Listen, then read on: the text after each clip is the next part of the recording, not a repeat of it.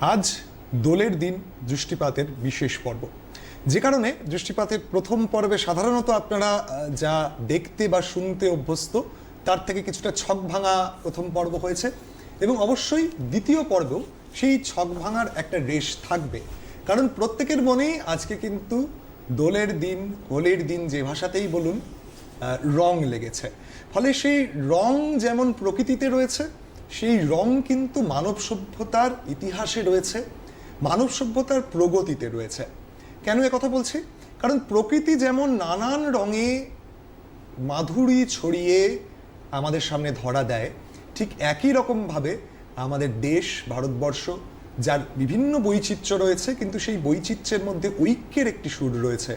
সেই ঐক্যের সুরকে আরও বিস্তৃত করতে প্রগতির বিভিন্ন মাপকাঠি, প্রগতির বিভিন্ন প্রকল্প, সেগুলো কিন্তু আমাদের সামনে হাজির হয়, যা প্রতিনিয়ত আমাদের মনে করিয়ে দেয় যে আমাদের দেশের মধ্যে যে অমূল্য সম্পদ রয়েছে তার ব্যবহার কি করে করতে হয়।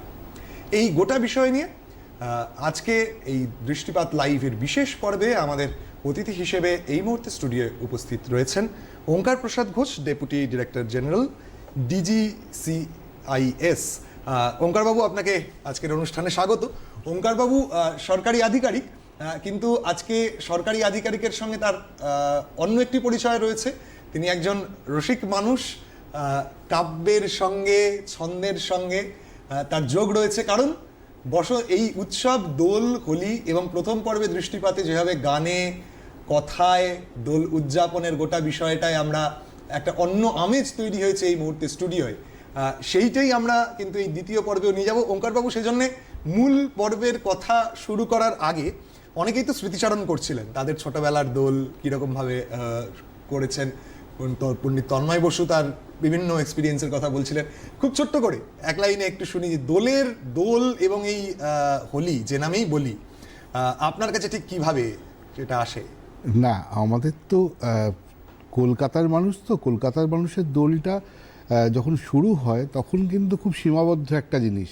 ওই ছোটোখাটো বন্ধুবান্ধবের মধ্যে একটু বেলুন ছোড়া, একটু অমুক, একটু পিচকিরি, এর মধ্যে থাকতো। কিন্তু যখন এটা আমরা আস্তে আস্তে কলকাতার বাইরে বেরোতে আরম্ভ করলাম, ভারতবর্ষের বিভিন্ন অঞ্চল দেখতে আরম্ভ করলাম, এক এক জায়গায় এক একভাবে দোল দেখেছি।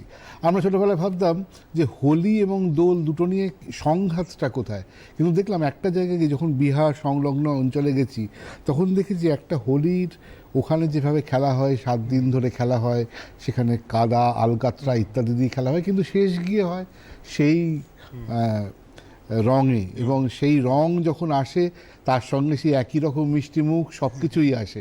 সুতরাং একটা কোথাও একটা মানে একই রকম চলে। আবার যখন আমরা শান্তিনিকেতনে যাই, আমরা বারবার শান্তিনিকেতনকে বলতে হয়, তার কারণ রবীন্দ্রনাথের জন্য শান্তিনিকেতনকে বারবার বলতেই হবে। তো শান্তিনিকেতন যখন যাই তখন কিন্তু আপনি শান্তিনিকেতনে, আপনাকে কোথাও হোলি খেলতে হবে না, দেখতে হবে না, কিছু করতে হবে না। আপনি শান্তিনিকেতন দিয়ে হাঁটুন, আপনি বুঝতে পারবেন বসন্ত আপনার আশেপাশে ঘুরে বেড়াচ্ছে। মানে তার পরিবেশটাই এমন যে তার সেখানে একটা বিশেষ গন্ধ, বিশেষ ফুল আপনাকে চিনিয়ে দেবে যে বসন্ত এসে গেছে। এবং বসন্তের সঙ্গে যে দোলযাত্রা বা বসন্ত উৎসবের যে সাজুজ্য, সেটা কিন্তু ওখানে গেলে পাওয়া যায়। ভারতবর্ষের বিভিন্ন অঞ্চলে অভিজ্ঞতাটা এরকম বিভিন্ন রকম হলেও একই রকম।